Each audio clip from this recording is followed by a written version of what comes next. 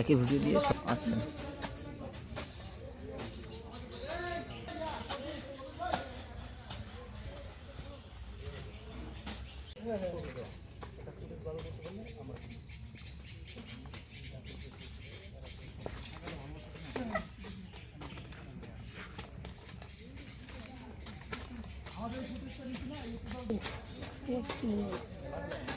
একই ভিডিও দিয়ে আচ্ছা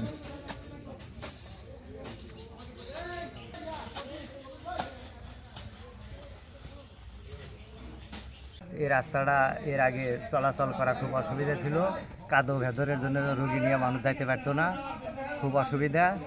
এখান থেকে রৌমারী যাওয়া আমাদের খুব কঠিন অবস্থা। এই জন্য আমরা ছাত্র এবং বিজেপির লোক সহ আমরা রাস্তাটা আজকে আমরা মেরামত করতেছি, সবাই সুবিধা মতো যেন চলাচল করতে পারি।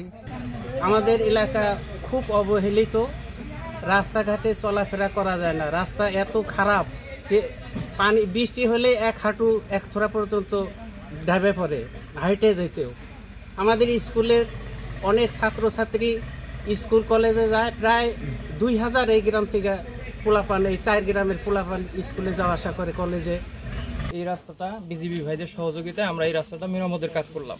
এই রাস্তাতে আগে হাঁটু পর্যন্ত কাদা ছিল, এখান দিয়ে স্কুলের ছাত্রছাত্রী, রুগীপত্র, মানুষ, গ্রামের লোকজন হাট বাজার কোনো কিছুই করতে পারতো না, যার কারণে এইখান দিয়ে কোনো ভ্যান চলতে পারতো না, মানুষ হাঁটতেও পারতো না।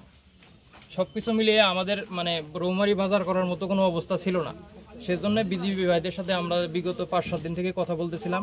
আমাদের এখানে ছাত্র সমাজ, গ্রামবাসী সবাই মিলে কিছু আর্থিক সহযোগিতা, সবাই এখানে শারীরিকভাবে উপস্থিত হয়েছে।